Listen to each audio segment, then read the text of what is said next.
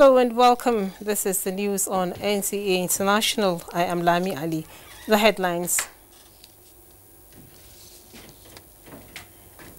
As Nigeria identifies 21 suspected cases, Cameroon quarantines first COVID-19 patients. Nigeria and the United Nations collaborate to address humanitarian crisis in the country, constitute National Policy Dialogue Forum. Also on the news, Justice Monica Mansim takes oath of office as acting president, Nigeria's Court of Appeal.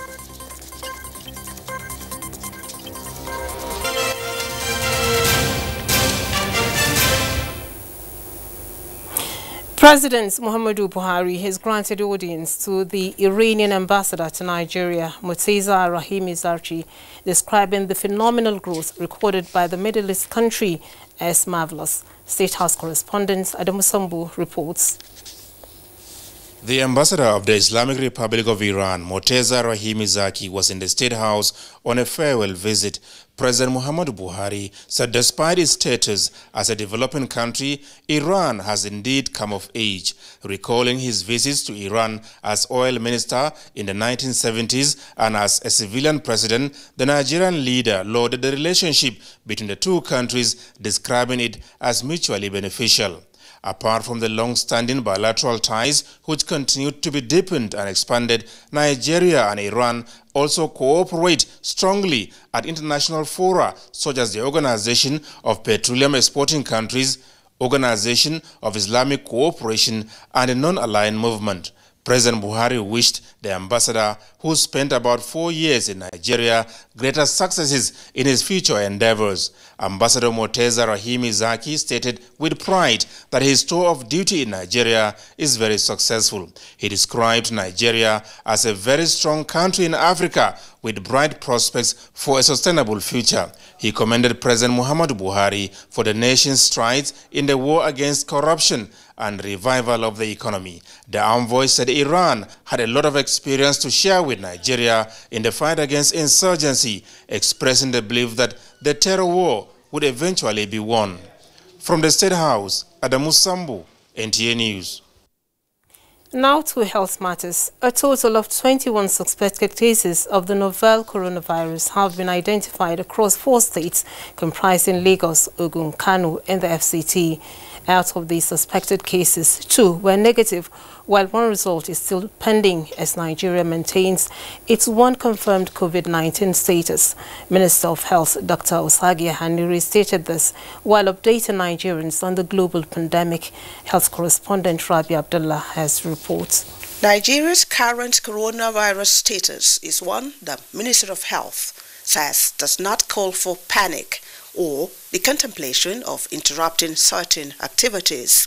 We are observing the situation very closely and working at developing a protocol that works for Nigerians but does not restrict activities unnecessarily and does not restrict normal business needlessly. So if there's need, we change the protocol. In the meantime, since we have only 1 case and that case is well defined and is receiving treatment, we haven't seen any other threat. We do not see any reason to bring additional to join other countries in creating this ban or that ban. In addition to following up the 61 contacts of the index case, the Nigerian Center for Disease Control and Port Health Services, he explained, are also in touch with 55 out of the 148 passengers on the manifest of the index case flight for any development of possible symptoms of COVID-19. We also continue to closely compare Nigeria's infection prevention and control measures with what obtains in other countries, and I can confirm to you that our standing in Nigeria is among the best. The minister disclosed that the sum of 1.67 billion naira had so far been expended on prevention, response and containment measures, appealing for more financial support from development partners and the private sector. In response to the scarcity of hand sanitizers brought about by the global scourge, the NIPRID presented a product developed by the institute. we're now working on cataloging a list of phytomedicines and trying to model them against the coronavirus to quickly try and identify those that may have activity against the coronavirus. Another thing we're doing in NIPRID is ramping up our activity on immunomodulating phytomedicines that have immunomodulating activity, because this could be an adjunct treatment for coronavirus. Over 80 countries have so far confirmed COVID-19 cases. In Abuja, Rabi Abdullah, NTA News. Reports just reaching us say that all the 3 COVID-19 suspected cases, travelers from France, England and China, whose samples were collected Thursday for analysis, have tested negative and have been discharged. Obiageli Ugoke has more on COVID-19 from around the world.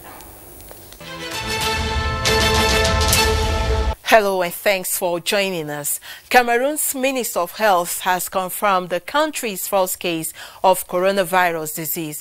The patient, a 58-year-old French citizen who arrived in the capital Yaoundé on February 24th, was said to have been quarantined in the city's central hospital. The minister said all measures have been taken by the government to contain the spread of the virus. Cameroon is the 4th sub-Saharan country to report coronavirus after Nigeria, Senegal and South Africa. The total number of cases on the continent is 29 since the coronavirus outbreak began. It has infected almost 100,000 people worldwide and killed more than 3,000, mostly in China. Meanwhile, the Kenyan government has opened a quarantine center in the capital, Nairobi, for suspected coronavirus cases. The facility has been opened in the wake of public concern about the country's preparedness to deal with a possible outbreak of the new strain of the virus, which causes the respiratory disease COVID-19. The facility has 120 beds in the isolation wards and an intensive care unit that can hold 10 patients. Elsewhere, the UK government has promised 46 million euros to fund urgent work to find a coronavirus vaccine and develop a rapid test for the disease. The government said this will include work on 8 possible vaccines which are already in development, as well as further research. The funding will also support a lab in Bedford to develop a test that could provide results within 20 minutes. And that's the package. Many thanks for your time. I'm Obiageli Ugoke. Meanwhile, Information and Culture Minister Lai Mohammed has expressed optimism that the National Broadcasting Commission reforms of the National Broadcasting Commission being implemented in line with presidential directives will in no small way strengthen the Commission's regulatory role and make it more effective in the interest of all key players in the broadcast industry. The minister stated this at a meeting with a group known as FEMIC in Lagos. Anthony Forson reports.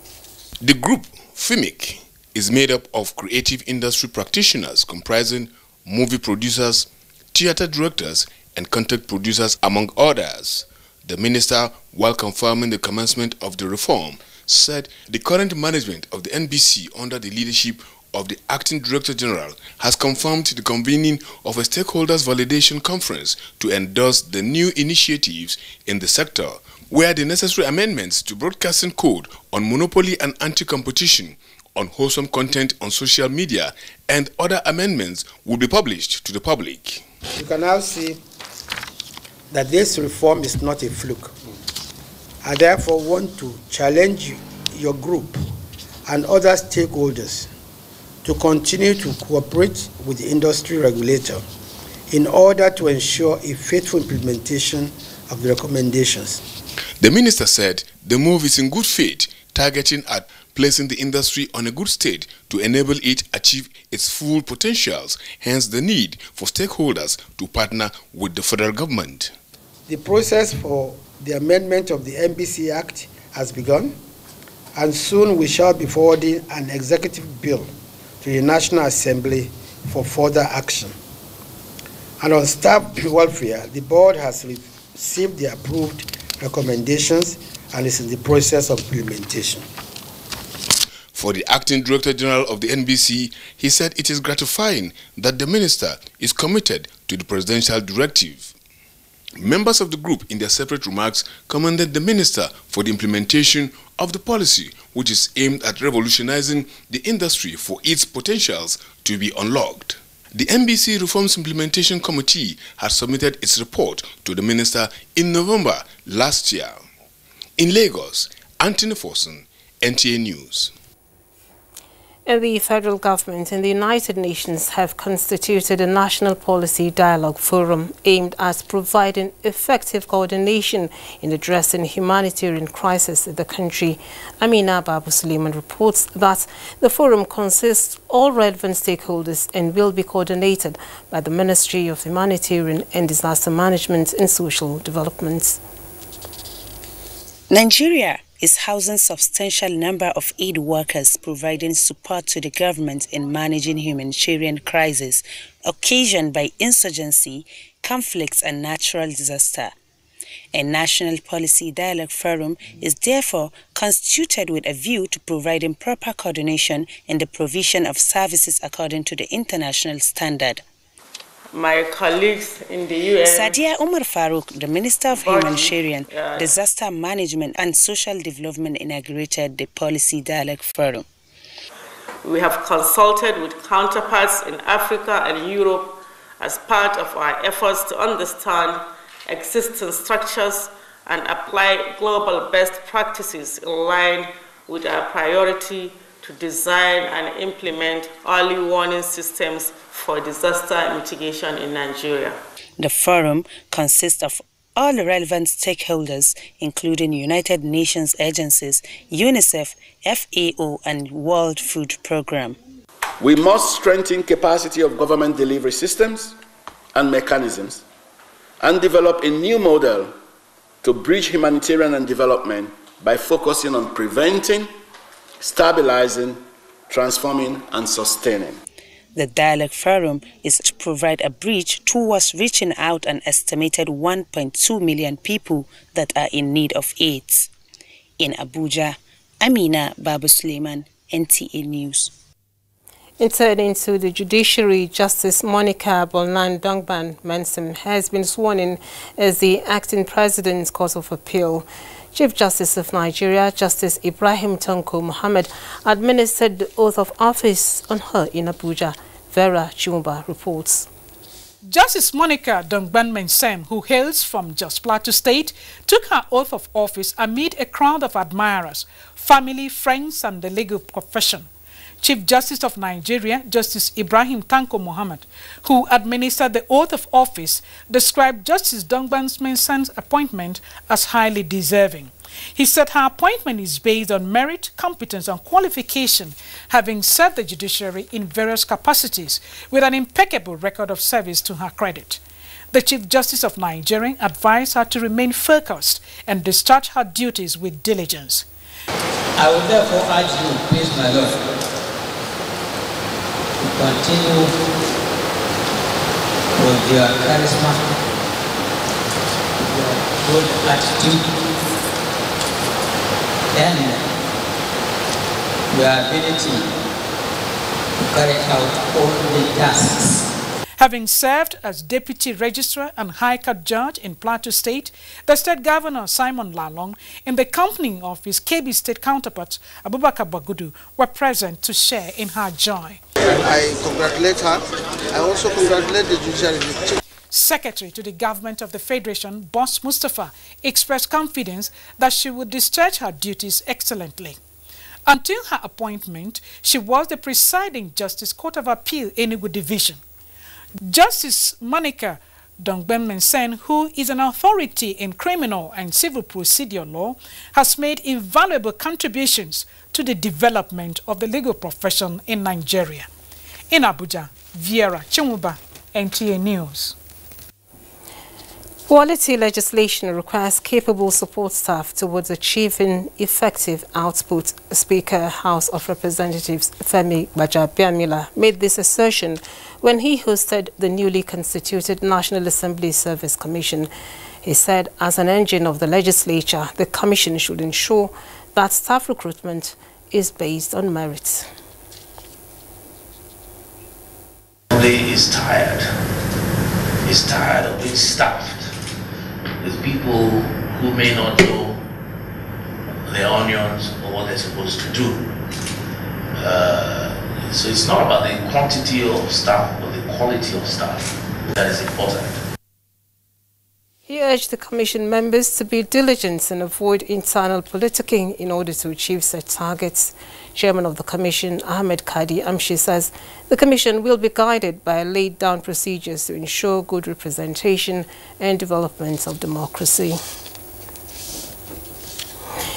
You're watching the news on NT International, reaching you from our studios in Abuja. Time for a breather. Stay tuned for more reports after the break. Coronavirus, also known as COVID-19, what you should do and what you should know.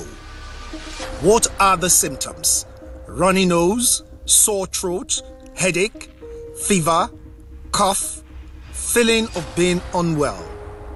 Human coronaviruses or COVID-19 is most commonly spread from an infected person to others through the air by coughing and sneezing, close personal contact such as touching or shaking hands, touching an object or surface with the virus on it, then touching your mouth, nose, eyes without washing your hands. A COVID-19 infected person is most infectious when he or she is displaying symptoms. The most effective way to protect yourself from the virus is to practice good personal hygiene. Wash hands with soap under running water or use an alcohol-based sanitizer if water is not available. Avoid touching your face with your hands. We must also protect others. If we are sick, we should rest and recover at home as much as possible. If we need to go out and see a doctor while sick, we should wear a surgical mask to protect others from being infected. This message is from the National Orientation Agency. Maybe say now 2 or 4 days when my girls won't come visit and I need to come go expire. Oh, my guys, they can't follow me watch this match. I must not fold the hand.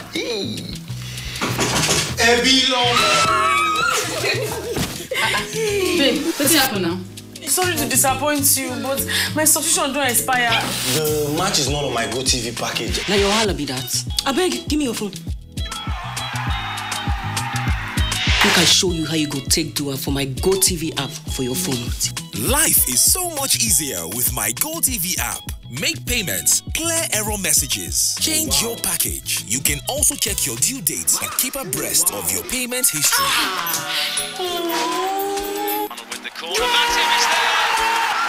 The new My GoTV app is everything you need in one place. So what are you waiting for? Download My GoTV app now from Google Play or App Store to enjoy the easy life. GoTV. Live it, love it. NTA International News. Africa as it is. Lower patronage for Nigeria's raw materials and products at the global market is what federal government seeks to address with the inauguration of ministerial committees to drive the campaign for standardization and competitiveness of locally produced products. Joshua Ojitu has the story. It was in 2017 that the Federal Executive Council approved the document on National Strategy on Competitiveness in Raw Materials and Products formulated by the Raw Materials Research and Development Council. The document is to, among others, promote research, innovations and standardization in raw materials to compete favorably in the global market. To step up the process, 10 subcommittees with membership from Ministries of Information, Justice, Education, Commerce and Industries, as well as Finance and Agriculture, are driving the implementation. It is hopeful that in the short term, these various subcommittees will take advantage of the border closure by the federal government of Nigeria and assess its positive socio-economic impact on the production and utilization of raw materials for local industries. Our processes can be in tandem with international best practices in whatever we are doing from now on, and above all, to see how we can use science, technology, and innovation to diversify the economy. The challenge we have is the propensity of an average Nigerian to think that, in quotes, foreign products are better. No, they are not. We also, as part of our mandate, is to ensure that every of our members produce to standards. Addressing patronage for foreign raw materials in the country is another area of interest for the committees. In Abuja, Joshua Ojito, NTA News. Now, in marking the 2020 World Wildlife Day, United Nations has promised to sustain its support for Nigeria to investigate and prosecute crimes against protected species of wildlife in line with its Convention Against Corruption. Onengiye Fanface reports. They are reptiles with the unique hard protective shell. They are the longest living land animal in the world. Slowly, these beauties are facing existential threats from man, as it is the case with other wildlife. This event, put together by National Park Service, aligns with global commemoration of Wildlife Day designated to conserve and preserve animals and the ecosystem. It's time to check and balance the sexes' witness in the fight against wildlife crimes. Ecosystems can directly reduce carbon emissions, mitigating climate change with the ocean, peatlands and forests all acting as natural carbon sinks. The U.S. mission to Nigeria works closely with Nigerian authorities to train enforcement and management authorities in a variety of subjects, all designed to help fight trafficking in wildlife and sustainability of natural resources. At the request of the government of Nigeria, UNODC, together with its partner organizations under the ICCWC, will initiate the implementation of the ICWC Toolkit, an indicator framework for wildlife and forest crime. I am calling on the general public to cooperate with government policies that are geared towards protecting wildlife so that our wildlife will thrive. The theme for World Wildlife Day 2020 is sustaining all life on Earth, including that of these beauties. In Abuja, Onengiye Fanface, NTA News. Entrenchments of whistleblower policy in regulatory and revenue-generating agencies is underway as government affirms its commitment to check rampant corruption, financial irregularities, and other forms of corrupt practices. Comfort Amodu reports that this is part of federal government's open governance initiative. An eagle eye has been scrutinizing public funds, recovering assets and looted funds, as well as checking sharp practices. It is a systematic concept which targets soiled fingers dipped into government funds in engineering a more responsible and prudent administrative structure in the nation's financial sector. The aptly named whistleblower policy was introduced in 2017, apparently leaning on transparency and accountability to discipline the low-hanging fruits which have blossomed. Through the implementation of this policy, the government, according to the Presidential Advisory Committee Against Corruption, recovered 594.09 billion naira in less than 3 years. With the policy yielding results, federal government has taken further steps to entrench the policy in revenue-generating agencies in the country. Can we develop a set of training guidelines that are standardized, that can be utilized in conducting these trainings? And the beauty of that is that those trainings will also have, as part of the process, utilization of the guidelines on compliance in the context of whistleblowing in all MDAs across board. There is provision already for them to be anonymous. The portal that they used is designed in such a way that nobody will know them. Now, by the time you make it a legislation and you make it mandatory in all revenue-generating agencies, then you can see that, one, recoveries will be made. Two, many people will be discouraged. There will be deterrence. The meeting proposed to engage the Central Bank of Nigeria, the Nigerian National Petroleum Corporation, NNPC, Federal Inland Revenue Service, Securities and Exchange Commission, SEC, National Pension Commission, and the Nigerian Customs Service. Others are Nigerian Immigration Service, Nigerian Port Authority, Universal Basic Education, JAM, NECO, National Universities Commission, and the Tertiary Education Trust Fund. The entrenchment of whistleblower policy in regulatory and revenue-generating agencies in the country is a pointer that the Eagle Eye in public funds is determined to find all hidden treasures of the government. In Abuja, Comfort Amadou, NTA News. Time now for a peek into the world of sports. Nigeria's Flamingos set to confront Guineans in the FIFA Under-17 Women's World Cup qualifier in Conakry on Saturday. Ayodeji Makinde has details on Sports Update.